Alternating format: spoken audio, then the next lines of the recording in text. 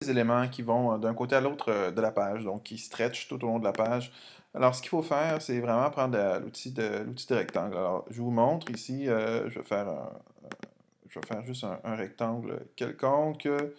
Voilà. Je ne vais pas me rendre jusqu'au bord, vous allez comprendre pourquoi. Donc, si je ne me rends pas jusqu'au bord ici, je vais juste vous montrer ici. Si je prévois la page dans le navigateur, donc mon rectangle ne se rend vraiment pas jusque sur les côtés. Alors, pour qu'il se rende vraiment jusque sur les côtés, c'est très très simple. On va juste stretcher, puis il y a une petite ligne rouge qui apparaît d'un côté. On fait la même chose de l'autre bord et on a une petite ligne rouge qui apparaît de l'autre côté. Et on a un petit icône qui vient d'apparaître, qui est enfoncé, qui nous dit au fond que cette ligne fait de gauche à droite du navigateur. Si on va voir à l'intérieur du navigateur, on va voir qu'en effet, cette fois-ci, ma ligne vraiment parcourt le browser d'un bout à l'autre, peu importe quelle est la largeur de ma ligne. Bon, fait que ça, c'est super simple. OK, c'est pour les éléments. Maintenant, le truc qui est un peu plate avec ça, c'est que si je mets une image comme celle-ci, eh bien, c'est pas possible. J'ai mes petites lignes rouges ici, bon, j'ai mes petites lignes rouges qui apparaissent ici.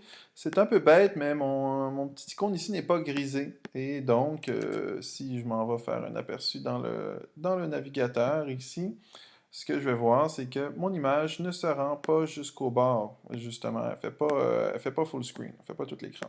Alors, si on veut qu'une image fasse tout l'écran, eh bien, l'astuce, c'est de prendre un rectangle ici, de faire exactement la même manip que ce que l'on a fait pour notre rectangle. Donc, je vais juste me faire une petite image et jusqu'à ce que je vois que, voilà, ici, c'est enfoncé parce que ça fait bien de gauche à droite.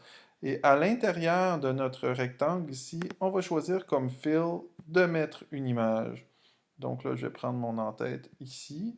Et là, mon image, à ce moment-là, comme fill, ça va m'écrire justement, ça va me donner plusieurs options. Est-ce que je veux que ça soit positionné au centre? Est-ce que je veux que ça soit positionné au centre total, à gauche, à droite, etc.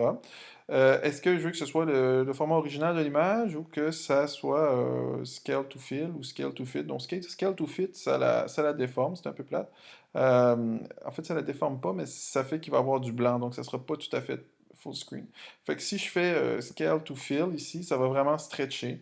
Mon image va vraiment être plein écran. Je le vois même dans Muse quand je la travaille, là, si je l'agrandis l'image, là, je vois qu'elle elle se stretch, dis-je, pour faire tout l'écran. Donc si je sauvegarde ça ici, que je fais juste une petite prévisualisation dans mon navigateur, ce que je vais voir donc, c'est que mon image, c'est vraiment une image plein écran là, qui passe d'un côté à l'autre de mon navigateur. Et si ma fenêtre est plus petite, ça s'en vient le faire.